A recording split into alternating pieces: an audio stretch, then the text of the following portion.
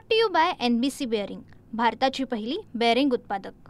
नागपुरात 8 डिसेंबरपासून होणाऱ्या हिवाळी अधिवेशनासाठी मंत्र्यांचे बंगले वाटप करताना तारेवरची कसरत करावी लागत आहे, कारण की आत्ता रवी भवन परिसरामध्ये कॅबिनेट मंत्र्यांसाठी 24 बंगले जे आहेत ते केवळ उपलब्ध आहेत आणि या 24 बंगल्यांपैकी सेवा ज्येष्ठतेनुसार हे बंगल्यांचं वाटप जे आहे ते होणार आहे आणि उरलेल्या 12 कॅबिनेट मंत्र्यांना जे आहे ते नागभवन, जिथे राज्यमंत्र्यांचे बंगले असतात, त्या ठिकाणी बंगल्याचं वाटप जे आहे ते या ठिकाणी केलं जाणार आहे। आपण हे दृश्य या ठिकाणी बघू शकतो।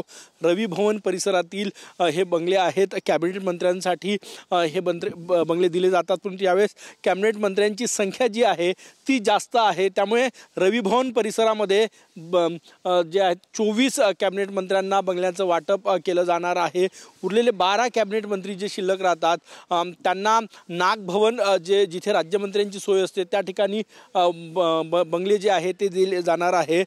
मग सगळ्यात मोठा प्रश्न आहे की या मंत्र्यांना कुठल्या निकषांच्या आधारावर कॅबिनेट मंत्र्यांना हे बंगले वाटप केले जाणार। त्यासाठी सेवा ज्येष्ठतेचा निकष जो आहे तो लावण्यात आलेला आहे। ज्यांनी दीर्घकाळ मंत्री म्हणून काम केलं, सेवा दिली, त्यांना रवी भवन परिसरामध्ये बंगले दिले जाणार आहे आणि जे नव्यानं मंत्री झाले, कॅबिनेट मंत्री झाले, त्यांना मात्र नागभवन, जिथे राज्यमंत्र्यांचे बंगले असतात त्या ठिकाणी बंगले दिले जाणार आहे। अशीच व्यवस्था जी आहे ती करण्यात येणार आहे।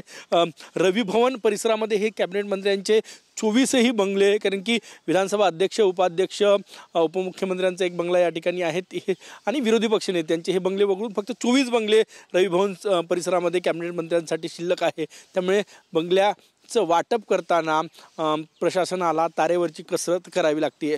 कॅमेरामॅन सचिन सयांसह Gajanan Umate, TV9 Marathi, Nagpur. Brought to you by NBC bearing, भारताची पहिली बेअरिंग उत्पादक।